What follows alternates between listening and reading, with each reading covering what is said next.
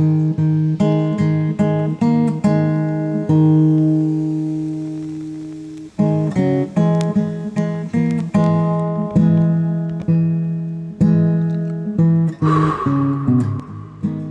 everyone. Welcome to episode 2 of SANTES, a podcast for future ancestors.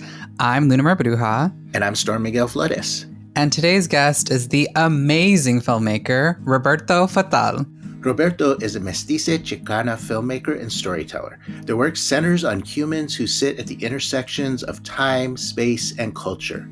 Survival, intersectional identity, perseverance, love, empathy, community, connection, and creation are all at the heart of their characters and films.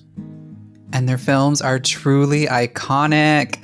Think Black Mirror, but with a cutie pock lens that both breaks your heart and inspires you by the power of ancestry. So we actually filmed this episode on the National Day of Mourning. Right, and it felt so appropriate given how Roberto talks about their identity as a mestiza indigenous person. For those unfamiliar, the first National Day of Mourning was a demonstration held in 1970 after Frank Wamsuda James was denied from speaking at a Thanksgiving Day celebration. He instead delivered his speech on Coles Hill in Plymouth, Massachusetts, where he described Native American perspectives on Thanksgiving celebrations. Just like this podcast episode, we have a few Native folks talking about our ancestors and spiritual practices, carrying on the tradition of that first National Day of Mourning. Yes, it's so important to keep our stories and practices alive. And you got to make sure you listen through the end to hear Roberto's epic dream about debating a group of priests, conquistadores, and Charlie Kirk about gender-affirming care. Yeah, you definitely don't want to miss out on that. Without further ado, here's Roberto Fatal joining us on the SANTES podcast. Welcome, Roberto. It's so good to see you. Hello. We're seeing Roberto, by the way. We see Roberto. Sadly, you don't, but you can in the pictures that we post. Hey. Hello, you two. Thank you so much for having me here. It's an honor, truly. Yes, welcome to the SANTES podcast. I am so excited to talk to you, especially because we're all artists here, and artists have these brilliant minds. And today's conversation, just about ancestors, but also about art, I'm just looking forward to because I love the work that you did. And when I watched your films, I felt some of those themes of ancestorhood coming through as well. So before we jump into all of that, I'm really curious for us to kind of call in some ancestors today, if we all feel called to. So Roberto, would love to start off with you. Is there any ancestors that you would like to call into the space today? My first inclination is to call in my bisabuela Francisca Flores, who was my Raramuri ancestor, who lived from the late 1800s to the 1940s. She's from the mountains kind of near Paral, Chihuahua, Mexico, and left our Raramuri indigenous family to move to Paral, where she became like a curandera and like a medicine person working in that town, became pretty famous for that work in that town. And for the last like 2-3 generations, her story was kind of muddled and cut out of my family because she was indigenous, because she was dark, because she practiced according to my grandma brujeria, and my grandma was trying to be like a good, nice white Catholic lady.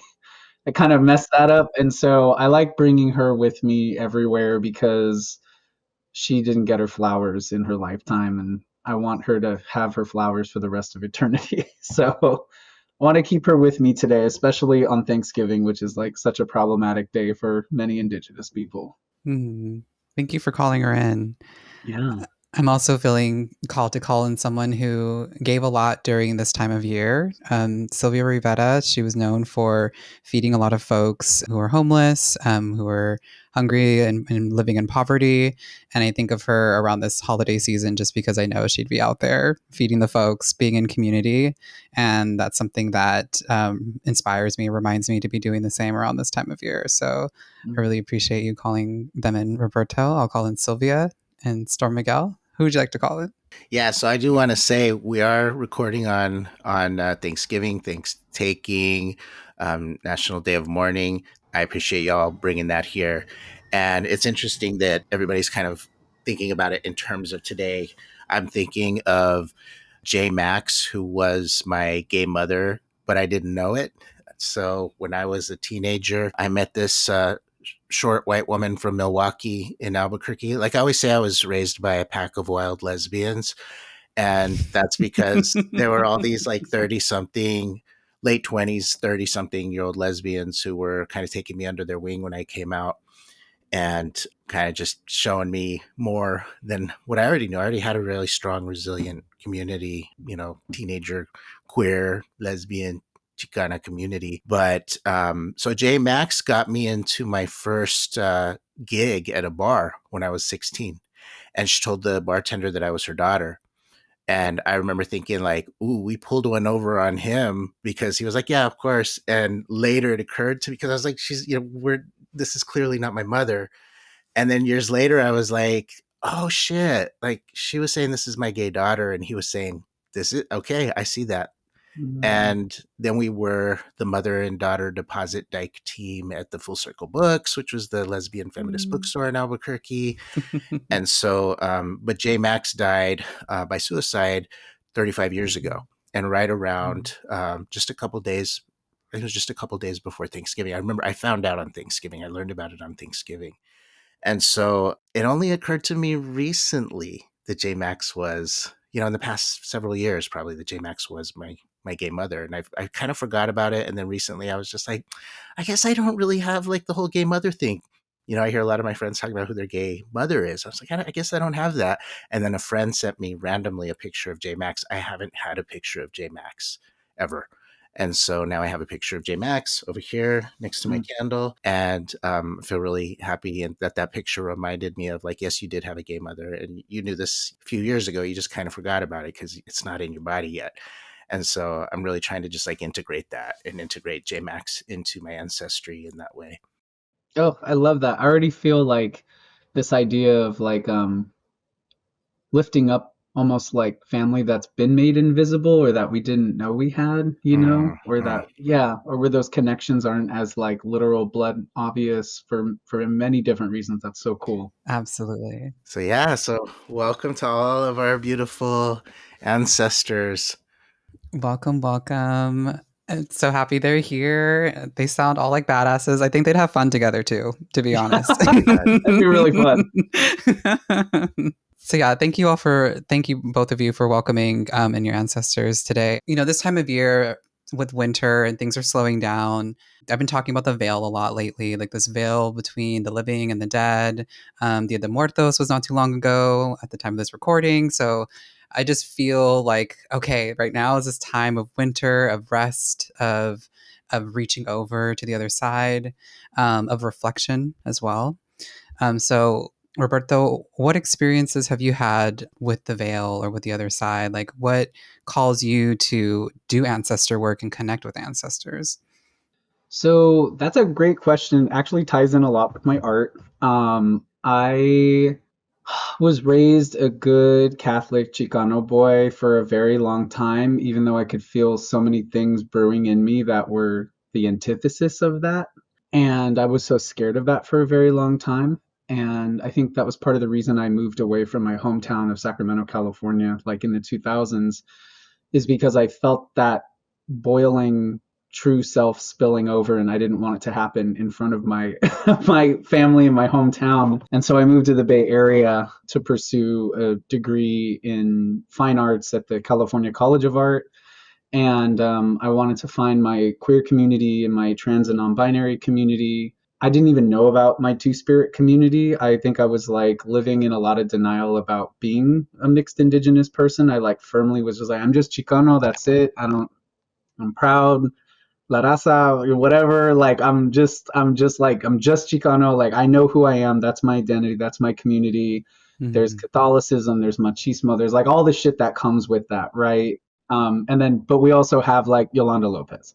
But like I didn't conceptualize it in terms of like that Chicano-ness it's like a hybrid culture that comes from indigeneity and the clash with the Spanish and that like hedron collider like Mm.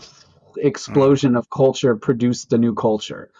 So I think for me growing up, I grew up in a family that even though that my dad is like super fucking dark and could never in a million years pass for anything other than like indigenous. I grew up in a family that really praised, like, wanted to be like Spanish royalty and wanted to have that Mm, ancestry. It was calling in like a very specific line of ancestry at all times while completely denying our other side, like literally our mhm, other half. Or in my dad's case, more than his other half, like his other 60 to 70% of who he is, you know? And that was really weird. So I could feel all this tension. I left SAC, and when I moved to the Bay, I found pretty quickly like a two-spirit community and was totally blown away, and I felt like I was shown a glimpse past the veil into this world that had been like intentionally covered up. And that shook me. And I had this whole, I remember distinctly like in 2013, 2014 being like, I don't want to identify as indigenous. Like, that's a whole fucking can of worms I gotta open. I don't want to have to explore that shit. I don't want to get thought of as like a pretendian or some Chicano who's like wants to be more than I am or whatever, like whatever. I just, and then I was worried. I was like, am I a pretendian? And I took like a DNA test like early on, and I realized I'm like basically like 50% indigenous. And I'm like, oh my God, okay. And I was like at a cafe one time. This is me ranting, but I was at a cafe one time and I ordered like a pie for the table. And I was like, if 50% of the pie was missing when they ordered it, I mm, would be like, I would want my money back. You know what I'm saying? Like, because that's not the fucking pie. That's half of the pie. That's bullshit. And I thought to myself, like, why am I kind of only honoring 50% of my ancestors and 50% of who I am? Like, that's horseshit, you know? mhm, And at the time, I was dating this super problematic person in the Bay, but who I think was also a really gifted medicine person in some ways, as much as I hate this person. And they told me, like, you need to be honoring those ancestors, and this was around Dia de los Muertos.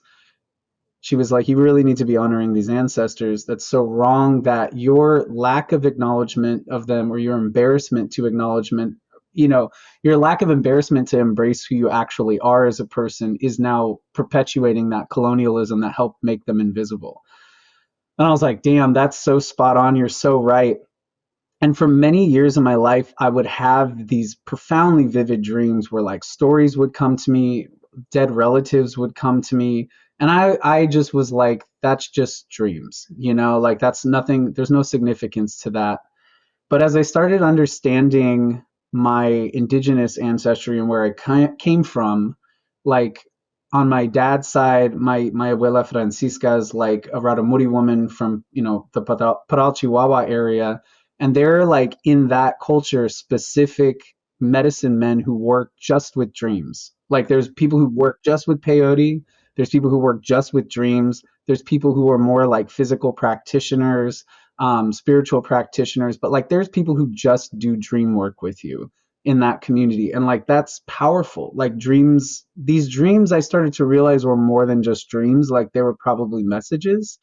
And I did a film in 2016 that I had been working on for a year called Class Order Family Tribe. And I took a bunch of 16 mil or 8 millimeter footage from my mom's family who are like Genízaro, like mestizo indigenous people from the New Mexico area. So our ancestors are like probably Dene, probably Pueblo.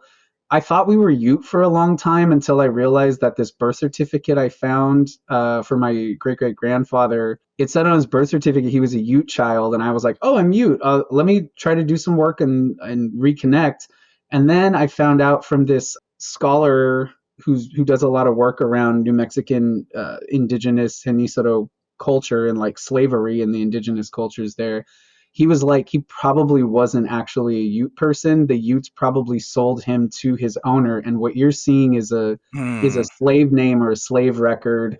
And because slavery was illegal at that time, if the Utes were going to gift him this child, it was probably a sale, and they needed to put that on the baptismal record so nobody would get in trouble for selling this indigenous child. And I was like, oh my God. So not only is Chacon not my family's last name, it's a slave name. Mm. And then on top of that, Mm. I'm not even this fucking type of indigenous that I thought I was. And I was like, oh my God, I felt so betrayed and so fucking angry. But I made a first film about that, essentially, where I was talking about the tension between this detribalized indigenous side as my mom's side and my dad's like very city Chicano side coming into clash told through this 8 millimeter film. And it felt like the first time I really started looking at myself truly through my art, and it felt powerful. And I submitted it for distribution. I found out I got distribution. It was so exciting.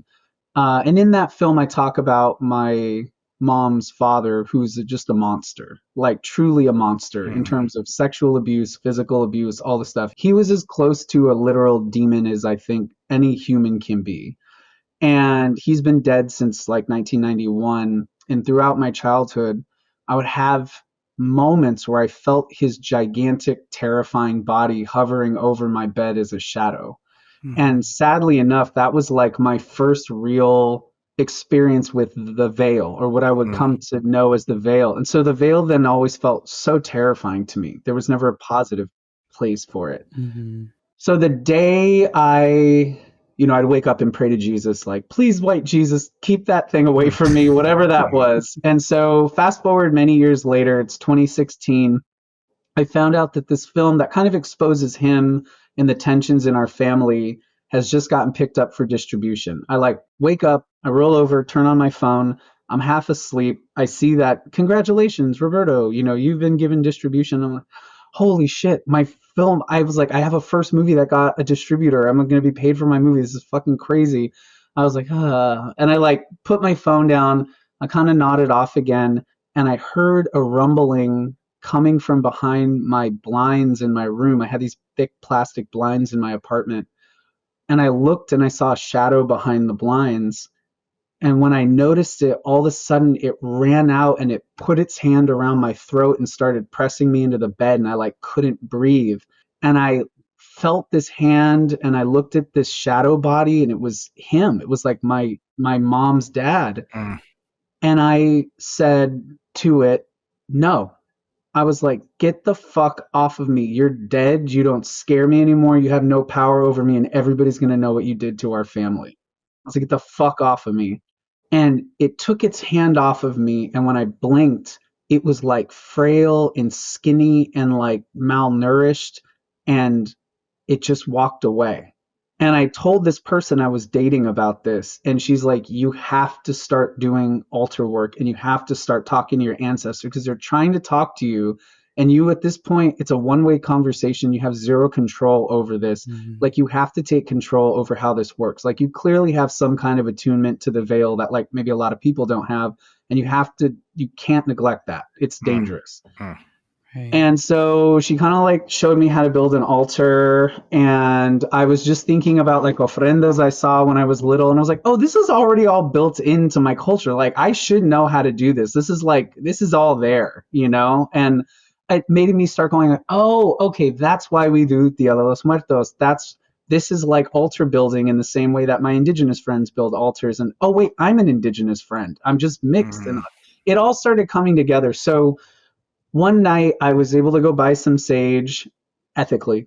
And then I got some like candles, and I remembered all the brujeria my abuela had warned me against. So I went and bought some white candles and some red candles. Like, I knew what the colors meant and everything because I was like warned against not doing these things.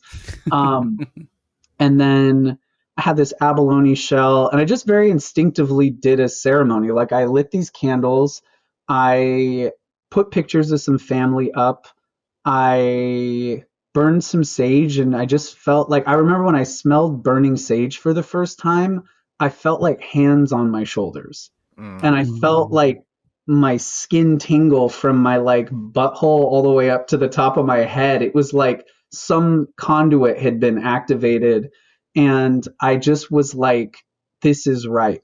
How the fuck has this been taken away from me? Like, I should have been doing this my whole life. Like, and to this day, when I smell burning sage, I can like hear people whispering to me. I can feel hands touching my body. Like, I can feel my spirit inside moving. Like, I feel bigger than just my skin and my body. Like, it's fucking crazy to this day. And so when I did it for the first time, it humbled me, and I did it right before bed, and I like was crying smelling this sage. And I just was like, I don't know how to do this, but just if there are any like really cool ancestors who like want to come talk to me in my dreams, come talk to me in my dreams, but like don't come in my room. You're not welcome in the room or in the physical space. But I think I understood even then, before I really had words, that like the dream world is that fair space that both of us can occupy. That's not the dead, the land of the dead, and it's not the land of the living, but it's like a mutual place. It's like a visitation room. Mm. And so I invited anybody there. And when I went to bed, I had this profoundly vivid dream where at the time I was working at kink.com and was really into like sex work activism, etc., stuff like that. And we were at kink.com, and literally, like, as soon as I went to bed, I woke up in my dream. I was at work, and then these two women, one was a black woman, one was like a brown indigenous woman. They were like holding hands, and they were dressed as like 70s porn stars. It's like what people thought porn stars should look like. And they were so out of place. And I remember going like, hey, because I was a PA at Kink, and I was like, hey, can I help you guys like get to your shoot or whatever? And they're like, are you Rob? And I was like, yeah. And they're like, well, we're your ancestors. And I was What? like, you are? I was like, why are you dressed like this? And then I was like, why are you dressed like this? And then the brown one said, well, we were sex workers in our lifetime too. And then the black one gave her a dirty ass look and says, don't you dare call what I did sex work. Mm. Mm. And I'm like watching these two fight, and I'm like, and then the brown one, who was, I think, more willing to be there, was like, do you want to come sit with us and talk? And I was like, yeah, amazing. And so then I sat with them, and they're like, well, you called us here. What do you want to ask us? And I was like, I don't have any, I don't know. And then the black one was just like, are you fucking kidding me? And I was like, I'm so sorry. I just didn't know if this would work or not. And she's like, well, it does. And then she got up and left. And I was like, I'm so sorry. And then the brown was like, don't mind her. We're here for you. But, you should have something to ask or talk about if you're going to call us. And I was like, I'm so sorry. And she's like, it's okay. And then she got up and joined my other ancestor, and they walked away. And I woke up and I was like, what the fuck just happened right now? Yeah. Wow. So that was my That's first foray into like intentionally crossing the veil and understanding what it was. And that was like in about 2015, 2016. Hmm. mm. That's powerful.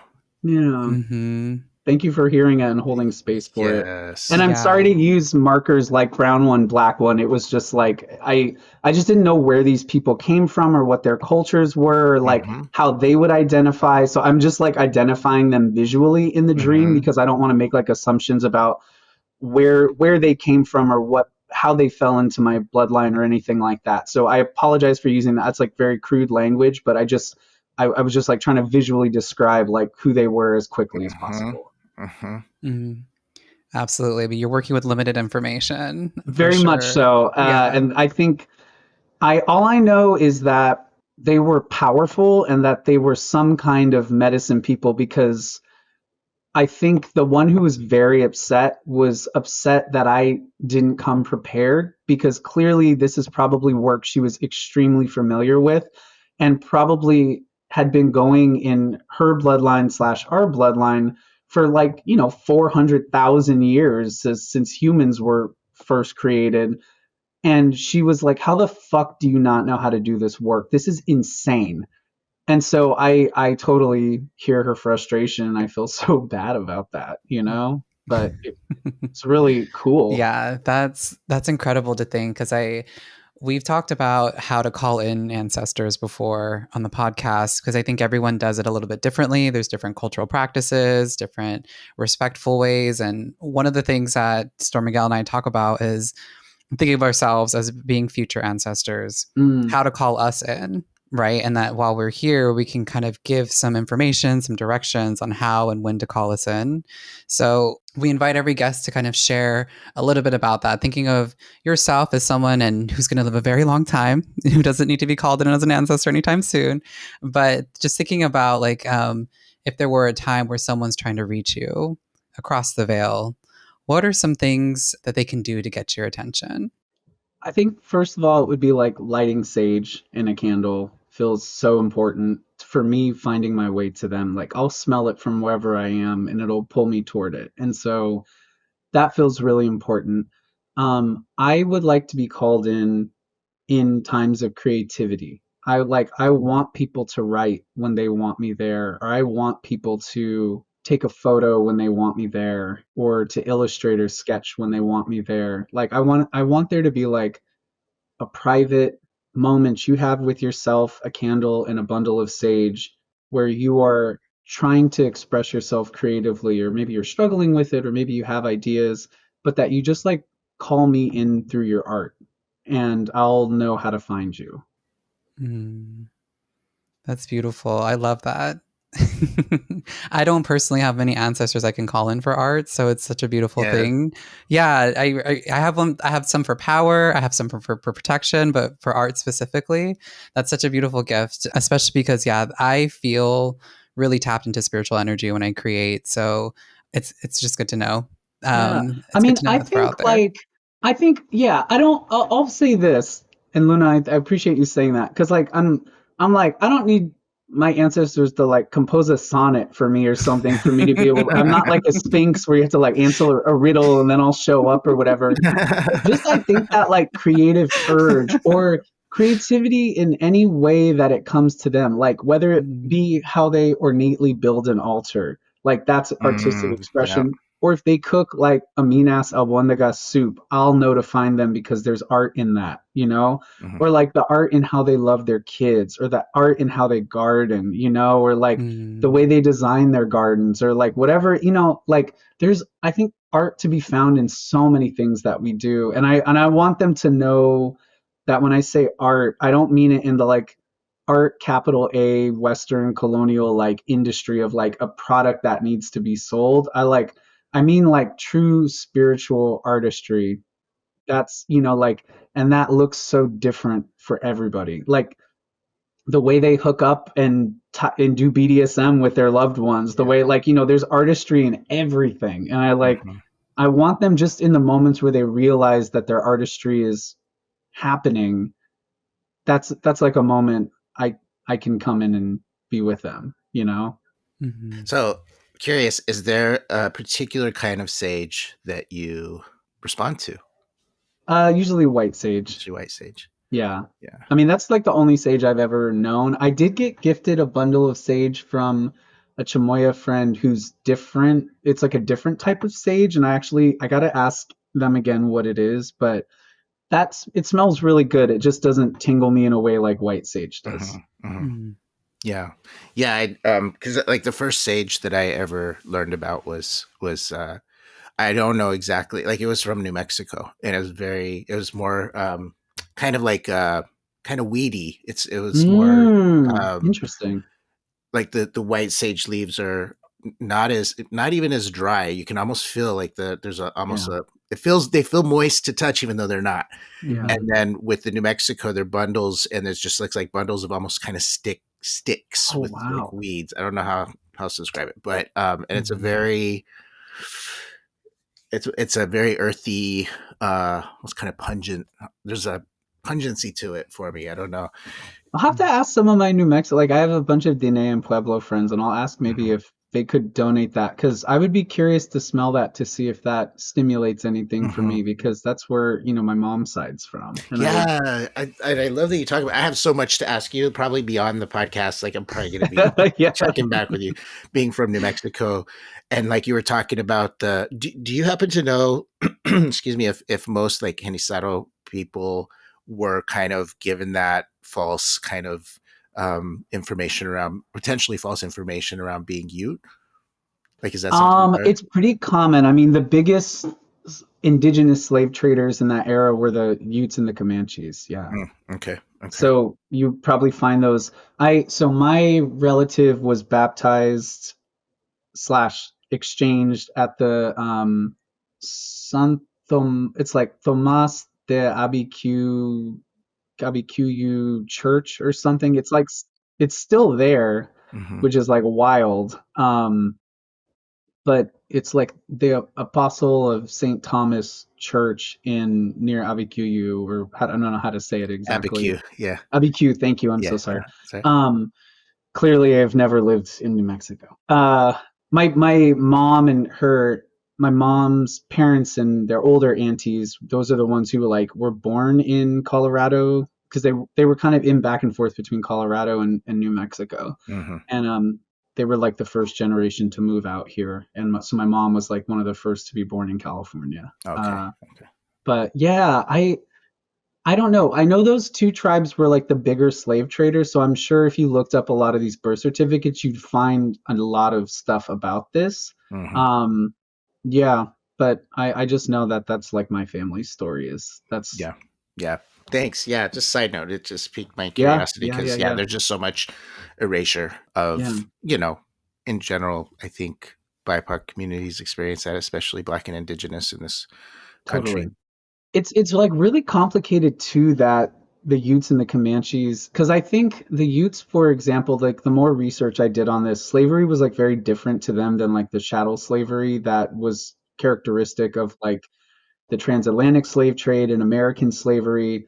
For them, like the Utes would, because they were so nomadic, they would like come out to California in the spring and kidnap Pomo people, because in the spring it was right after winter. They were weak, they hadn't eaten super well, and so they were easy to pick off. And so they'd come and kidnap like people out here and then take them back for slave trade in New Mexico when they were kind of like doing their migration, and then some they would keep and they would raise to be good productive citizens of the Ute Hmm. nation, and and then you would be a Ute person and your kids would be a Ute person, and it was like, yeah, it's interesting. It's like a lot more complicated than I thought. They were never seen fully as like second class citizens. It was like they were for a little bit, but you could prove yourself and work your way into being like culturally as you as somebody who's whatever genetically you, or I don't know what the fuck that means, because culture and genes are like, that's a whole thing. I don't know what I'm Mhm. trying to say right now. It's just, I think when they were selling people to the Spanish and the Mexicans, they didn't fully, I'm guessing maybe they didn't understand the differences in how we see the sale of people, or the moving of people, or what that meant for their personhood or their ancestors or something like that. Mhm. Hmm. I'm guessing. I have no Yeah. fucking idea. Yeah. I have I could some be research totally to do wrong. there. Yeah, because and then it makes me wonder, like, was that so that practice is also like a part of colonization, right? Like that was how, unfortunately, peoples survived, Yeah. was to get in bed with the colonizers on some level, and act like them, right? Without maybe even Mhm. thinking of it that way. Yeah, there's a really incredible book that I read called The Other Slavery. And it's about specifically the experiences of indigenous enslaved people in the United States and the indigenous slavers that sold those slaved people to colonists. Hmm. And it was a really fascinating book. It helped. I mean, I'm remembering it probably off a little bit, but I thought it was pretty fascinating. Hmm. Mhm. Yeah, I've heard stories similar in my own kind of weirdly veiled, kind of shrouded, like our histories are shrouded. And like when I talk to my family and they talk about the history, they say so many different things. Like I have lyrics in a song that basically say, it says some say Apache, some say Comanche. Like I don't remember Mhm. "Leave Me Alone." In my Mm, broken Spanish is how it goes in the song. Like it's mm, sung in kind of broken Spanish. mm. And but then I Mhm. remember hearing stories about, like, yeah, like about one of my grandpas or great grandpas almost getting kidnapped. Of course, it's always by Geronimo. Yeah. Geronimo or Pancho Villa, like somebody, somebody And then very famous. had him by the collar, was riding by on a, like, on a horse, grabbed him, but somehow fought hard enough to where he was released. But that was a kidnapping that almost happened. And that's Wow. all I've heard of that. There's nothing else I've heard around it. What that meant, was that happening a lot? Nobody knows. They just remember these little bits and pieces sometimes. Yeah. And it's so, and that's the thing around this region, especially, I think, like there's just these, like, these little bits of memory, and then they go away, Mm, and then they come back. I'll ask one relative, they'll tell me one thing. I'll talk to them again. They don't remember telling me that. It's wild. Like, it's just like, yeah. I feel like there's this spell put on our memory, the Yeah, spell of 100%. colonization, but also the spell of survival, right? Like, I Mhm. think the surviving colonization required some kind of, I think our ancestors had to put, I think of it as a spell. I don't know that it necessarily means some kind of brujeria, but I think it's more just like our words are magic. Our lack of words are magic. Our Mm, lack of passing on stories are magic, not good magic, right? But yeah. like harmful magic. And so that it affects it even affects people's memories, or like of the stories that they've been told. Like, we can't quite hold them. Mm. Like, we can't Yeah. hold these things even in our head, even after we've been told and talked about it. So, Mhm. yeah, that's a lot of what I think of when I'm thinking about this particular region, and the history and ancestry of it, I of mean, the what you just said Southwest. right now about ancestral memory and how sometimes forgetting can protect us or shield us in a way. I mean, this is exactly where my film Memoria came from. Hmm. Is like talking about how this mother, for those people who haven't seen En Memoria, it's basically set in the near future, and it's like if you default on your student loans, the loan companies can come repossess your memories of college as a way to protect you from bankruptcy, prosecution, etc. Like you just let go of the memory and you're safe, you know? That's the deal. And that's so much of where this came from. And I thought about my grandmother, coming from Mexico in the 20s to California via Texas with her mom. And it was basically like, if you let go and forget all the Mexican shit, we'll let you survive in America. Like, we'll let you Hmm. be a good Mhm. American citizen and you won't get hassled, et cetera, et cetera. And she like took that deal, and it created so much tension between her and my dad, who was like this very visibly, like my grandma could sometimes pass as white, even though like Spanish was her first language and she was illegal until she was like 70. Or I hate to use the term illegal. She, according to the United States, was illegal until she was in her 70s. But oh, my dad was like dark as fuck because his dad was super dark. And so my dad became this really intense reminder to my abuela about who she is, about everything she was trying to forget. And I mean, she really didn't like my dad because of that. And like they couldn't move into certain neighborhoods in Sacramento because my dad and his sisters were like really dark. And she saw him as this horrible reminder of something the contract she had made, where she chose to give up all this shit. Yet here she is with this super brown indigenous little boy and his sisters, and like it was a constant reminder of what she had been trying to forget, and she really resented him for like a very long time. But I think the idea of like us giving away these memories, I mean, it's what boarding schools feel like, historically. It's like this fucked up, terrifying social contract is like forget or we're gonna fucking kill you. And it's like, well, okay, if those are my choices, then I get why some ancestors were like, okay, then I'm gonna cut my hair and I'm gonna like act this way and I'm gonna hate on people who are darker than me or I'm gonna join ICE or I'm gonna whatever the fuck, Mm, mm. It's like Mm. it's like all the same thing. It's these contracts we make for our survival. And I wanted to talk about that, but in like a Black Mirror dystopian way with In Memoria.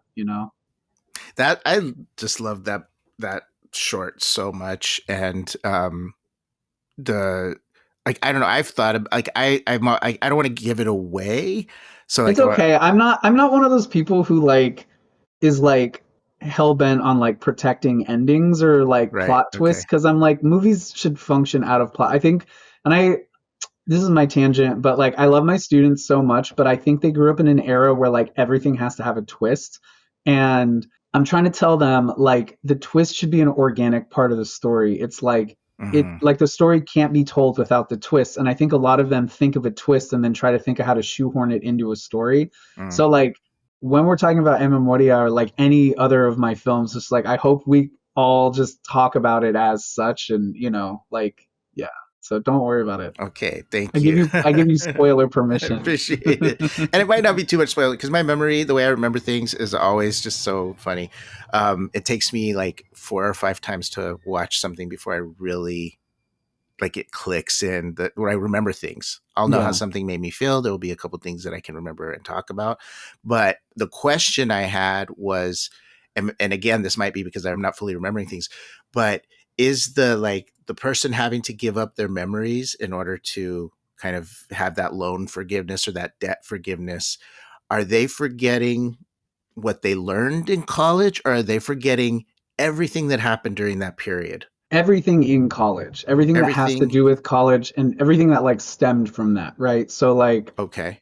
So I don't know, it's not relationships. real. So it's I know, but I just want to know what's in your mind about this, like well, what do relationships you or oh, yeah, you tell me okay. like what you interpreted it Well, I as. had a couple things. Yes. First, I was like, okay, it's not as it's tragic, but at least you're not forgetting the people. You're not forgetting the relationships. You're not forgetting. You know, maybe so. My mind is like, oh, you're forgetting the knowledge. You're forgetting that Yeah, education. You don't get that anymore. That's really fucked up and yeah. tragic.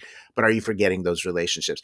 But then the second part that I really loved was that even though those memories of college being a fashion was like fashion design are Hmm. gone, like all those things we learned from the institutions, there's a reason we wanted to learn those things, right? Mm-hmm. And so where does that come from? And so I love that like this person starts to kind of have this instinctual like we'll get this made. We know how to Yeah, make this. I know how to yeah, do this. I may not have all the kind of things I was taught in college and the academia and the, you know, again, Western way of doing things. But you know what I do have is I have my ancestors. I have what my abuela taught me, you know, how to sew, you know, the way that I was taught there, how to construct from what I was learned, or what's in my kind of ancestral lineage that I don't even know. Like that can't be taken away. yeah. And And then that's what also I what we got. tell our kids too, like I think the kind of funny thing is like Luna, the protagonist, has clearly already shown her daughter how to do a bunch of shit. Right. And that's Yeah. like, what are you gonna go take her daughter's memories away? Like you don't Hmm. because now it's Luna's. It's been synthesized and made Yes. her own and it's now living in her daughter. There's like no way to it's such a dumb technology. But it's something that some capitalist techie would like pat themselves on the back for, but it's something that the three of us know is just like totally stupid. Um, but in terms of like what I guess my version of what I thought of, and me and my partner might even have different versions because we co-wrote it together. But like here's how the technology works in my mind. It takes away any memory that directly has to do with college. Okay. And when like Luna definitely remembers being married to their partner, but when the loan agent asks, "Where'd you first meet your partner Miyoshi?" Luna can't remember because they met in school, right? Got And it. so it's like ripping out chunks of your love narrative with your partner, right? And so that's like tragic. Or if you had a really good friend who you just knew in school but didn't like really hang out with outside or continue to have a relationship with after school, that person would be gone. Um, Hmm. yeah, so it's like clunky, but you know, I feel like that's also tech Well, it's is such a yeah. it Right. makes Right. promises and it doesn't even know what it's promising. Like there's a stupid company, like a eugenics company right now who's like, we'll map out your baby's DNA and chromosomes and all this shit and genome and we'll tell you we'll do several embryos and we'll rate each embryo like potential IQ, its potential for like being like you know it just it rates like all these things about the embryo, which is like total fucking bullshit. And tontos are paying like $50,000 to get these like embryos genetically read, and it's just like so fucking dumb. So, anyways, that's why I'm like this doesn't seem that far off of what Yeah. somebody thinks they could promise, you know, with their Right. BS tech crap. So I yeah, mean, it's such a metaphor though too of like yeah, these outside forces trying to tell us who we are, trying to take away the gains that we have gotten, right, as yeah, trans and queer people, trying like to actually going in and taking them away, taking away any little bits of rights and safety measures that undocumented people have, like doing these things, but they can't ever take away who we are and where we yeah, come from and who yeah, we know we are, right? They yeah. might and so to me that's what the metaphor is of your film. And I Hmm. think about that with like how I find my way back to the veil and like my medicine practices that I'm trying to now cultivate for myself and want to give back to my kids. I mean, if you think about that, I had my grandmother and her mom, so two generations, three with my dad, who stepped away from these dream practices and curanderisma and medicine practices that have been a part of my family since time immemoria, right? And they've been gone for three generations, which in the big picture is nothing. That's absolutely nothing. it's not enough time to really forget anything. You know, I mean, generational trauma tells us that much. Right. um, Right. right? But how easily did I find my way back to these things? And I don't even know like the full language around them. I don't even know if I'm doing the practices the way that my abuela did the practices, but they lived on in the memory of my primo Ricky, who is like my dad's age. He's in his 70s and is the only out queer person in our family besides me.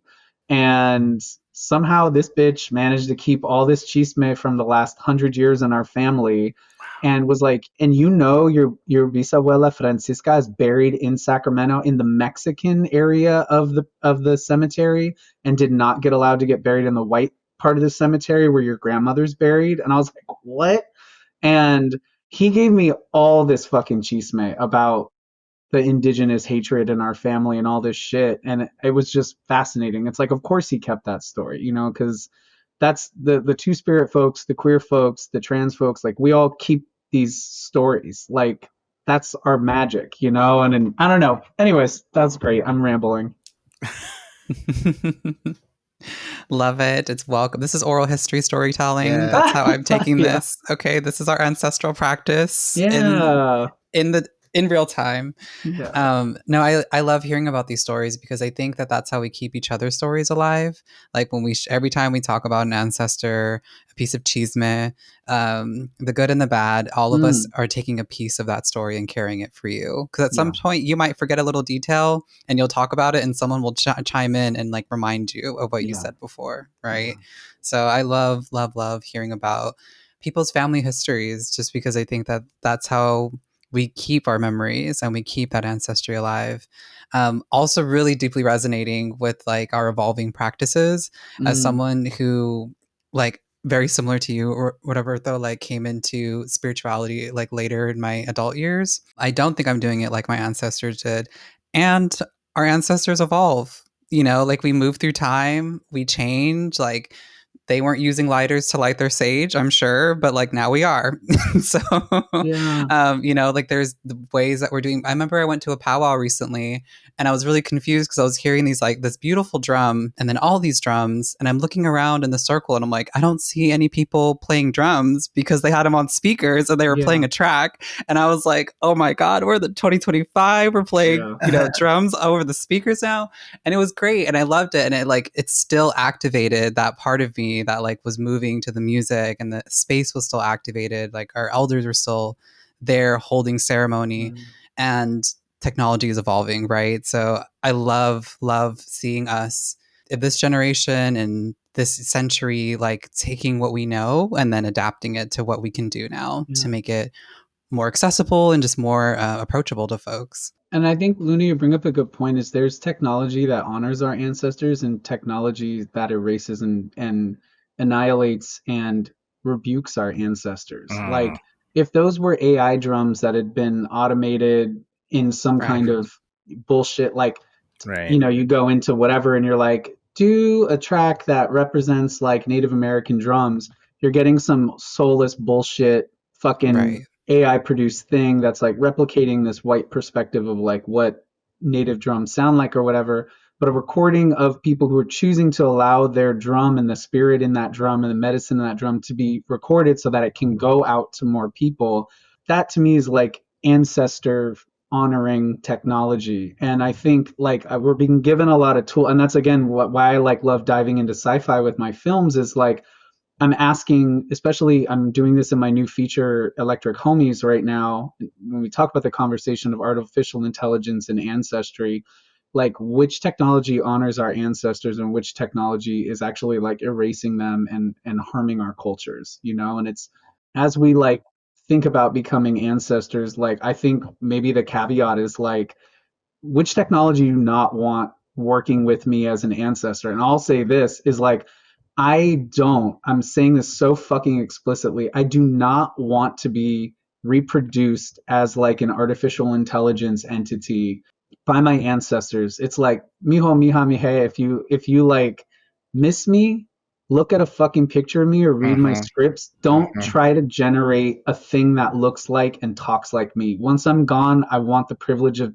my voice being moved on. I don't want to be reproduced or represented. I'm copywriting my ancestry. Like, leave me the fuck alone. Yeah. Like, if you miss Yeah. me, go talk to somebody who knew me or read my shit. Like, that's how you'll know me, you Or know? burn some sage and have a dream, right? Mm, In our forum, we talk a lot about what people want, how they want to be remembered, but I also think it's really important, and there's space for this in the Santes Future Ancestors Forum, to talk about how you don't want to be interacted with, and even who you don't want to have interact with you, right? Like if you're like who you do, like if you have a real specific group of people that are allowed to interact with you as ancestors, say it. So, folks who haven't heard of the Ancestor Forum, check out our website, Santes project.com, and it's a place where folks can go and talk about these things, talk about the ways that you want to be remembered. What are the things that you want to support people with? What can they ask you for? How can they get your attention? And Roberto, you so beautifully demonstrated that in this conversation, so I really appreciate that. And I want to know how, if you can tell us how current you, the current future ancestor you, can be reached out to.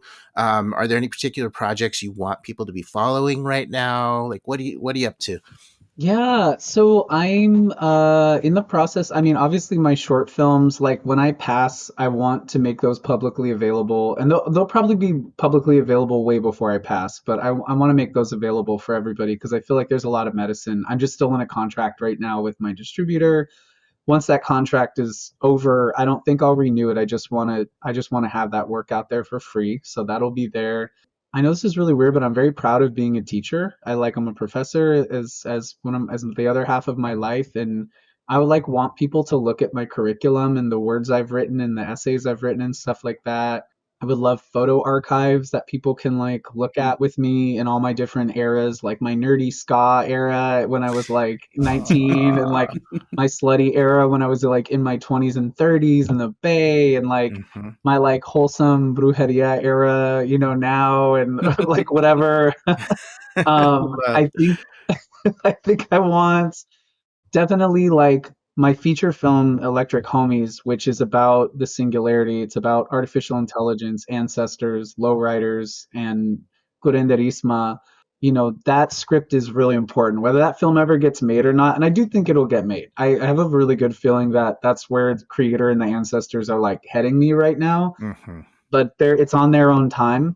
It'll come when it needs to come. But that film, both the script and the film, I think that's going to be something I'm going to be very proud to leave on this earth, and that will hopefully be available for everybody. Also, this is really random too, but I just started a Substack, and because I have all this writing and I like don't know what to do with it. It's like my old academic writing. It's like weird kind of poems, weird short fiction, like horny fan fiction about Star Trek The Next Generation. I'm just like, where does all this shit go? My friends were telling me about Substack, so I finally just started a Substack that I hope that becomes like some kind of archive. Yes. Whether that platform survives the next 40 years or not, I doubt Right. it, Right. but it's there will be a collection of written works that I think are fun. Well, how can folks find any of your work now? Oh yeah, I don't know. Let me Like Instagram, socials, websites, whatnot, Substack. So, okay, my socials, just for like, I kind of use it for announcements and stuff, is Instagram, and that is at, oh my God, I changed it. Roberto underscore Fatal, Fatal. That's my Insta. My new little Substack that I'm so excited about, and how cool I get to promote it on here, is oh God, it looks so old. How do I know what my link is to my Substack? It's at Roberto Fatal on Substack, all one word. And then yeah, my website, robertofatal.com, that just has like links to all my films and shit like that. And like honestly, if you don't want to go through my distributor, if you're like just a single person who like doesn't have a lot of money, and just email me and I'll send you the fucking movie. Just, Noted.